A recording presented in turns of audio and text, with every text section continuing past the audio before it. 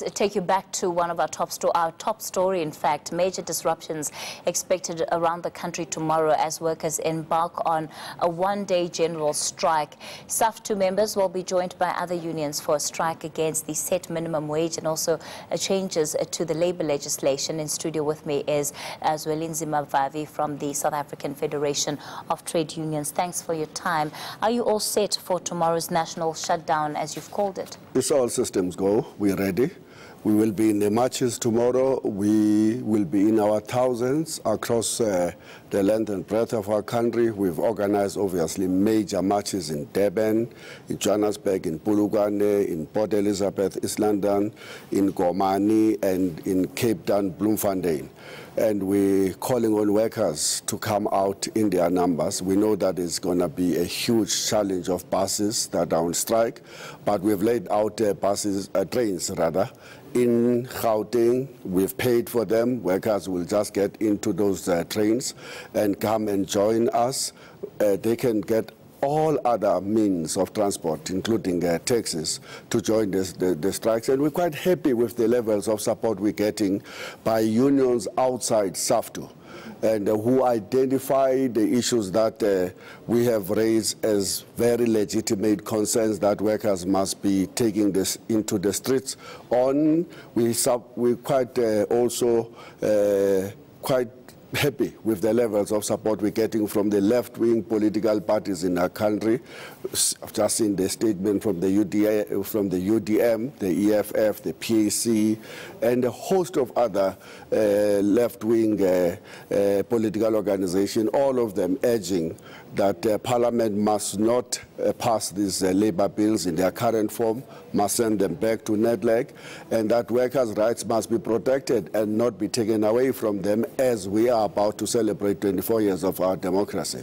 So it sounds like you have quite a bit of support going tomorrow, but you know, there are also those unions that have said that they will not be part of this action, FEDUSA and COSATU being amongst them. And in fact, FEDUSA going as far as saying that this is all a part of grandstanding by you as a federation. Where have you seen a FEDUSA strike one time in South Africa? Why should we be concerned about a union that never striked since the dawn of democracy? It's quite disappointing that they're deciding on grandstanding, issuing statements when we have written all of them letters, including FEDUSA and COSATU, to say we believe that the issues at stake are issues that they should be mobilizing around. And let's look at what are those issues. We are opposed to the entrenchment and legitimizing of poverty as we celebrate 24 years of our democracy. Workers are poor today. Workers have been promised a better life for all. There have been talk of radical economic transformation in recognition of the fact that the past 24 years of democracy have not yielded any real benefit in economic terms to the greater majority of black South Africans. And there we are, a government dancing with business, imposing 11 rand an hour to workers who are employed through the extended public works program, 18 rand for farm workers, 20 rand for the rest. Who can live on those figures? Where is radical economic transformation or a better life for all? They are bringing in bills that have 4 obstacles that they have calculated deliberately, politically, to make sure that unions will not be able to embark on a protected strike in the future. They're asking the unions, for example, to turn themselves into an independent electoral commission, to organize secret ballots, to make sure that every worker alone can stand in a ballot and decide whether they want to join the strike or not.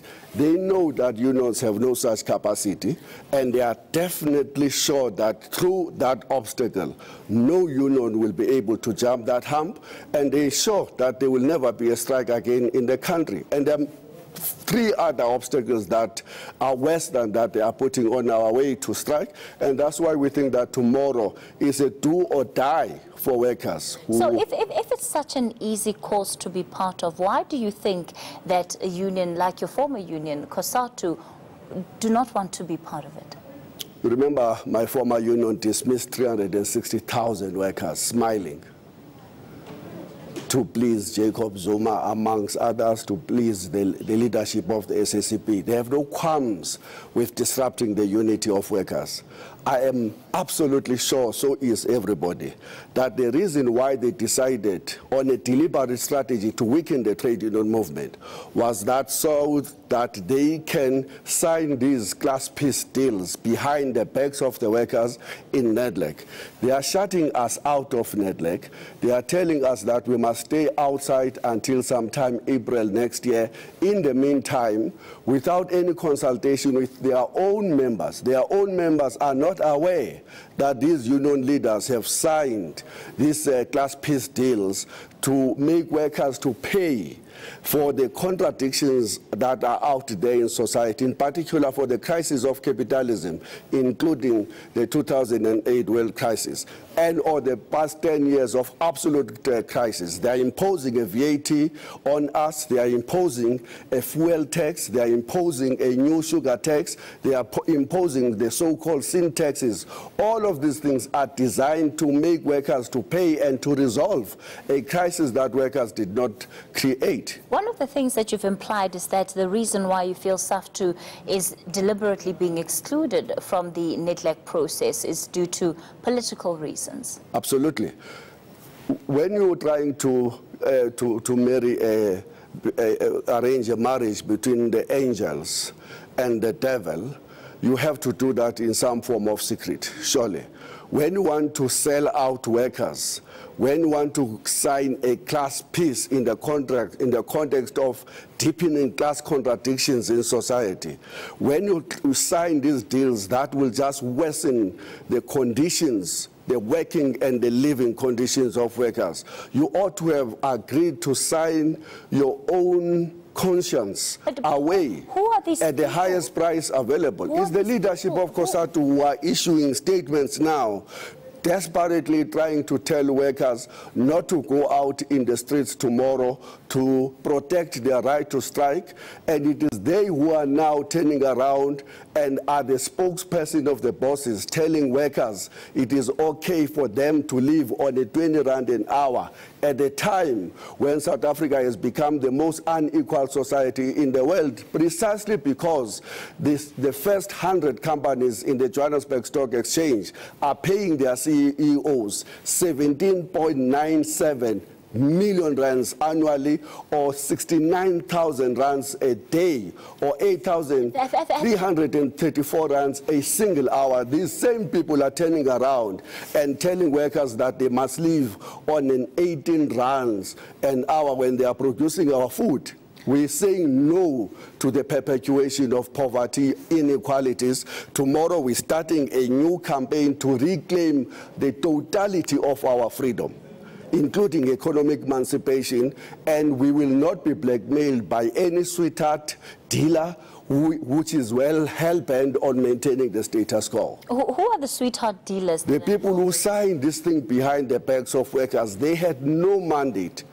From farm workers, from taxi drivers, from security and cleaning workers, from hotel workers, the people these things are going to be impacted upon are not even aware that these leaders have signed these deals. Who do you think is in a position now to change the situation or and the disposition of workers as it stands? So when you go and hand, the various memorandums in the cities where you'll be protesting, who are you looking to intervene in this? Is this something that you're leaving in the president's office? Is this something that you're leaving at the NEDLEC door? It is the president that is driving this. This is what he calls the New Deal. The New Deal is going to squeeze life out of workers and the poor. The New Deal is what is leading to an unbelievable excitement on the part of the captains of industry. Yesterday, the PLSA issued a statement to say, we have arrived in heaven. Our heaven started on the 20th of December, the day President Ramaphosa was elected, the president of the ANC. They are right. This is their heaven. But we're going to resist our news to them. We are not going to allow you to resolve the crisis in the country workers did not create at the back of workers. So those are the people that have signed the deal. But we have gone to Parliament on the 17th of April. We think that we are making progress there. They have agreed to shift the implementation date. They have referred these bills back to the Department of Labour. We are quite pleased, but not totally happy with that, because we want these bills to go back to NEDLEC, but a NEDLEC that is not going to be an exclusive club, a NEDLEC that is going to open door for the participation of a major stakeholder, a NEDLEC that is going to ensure that the voice of farm workers, of the marginalized sections of the working class who are likely to be impacted upon these bills negatively is there, and they're allowed to participate in the discussion, something that didn't happen up to this far.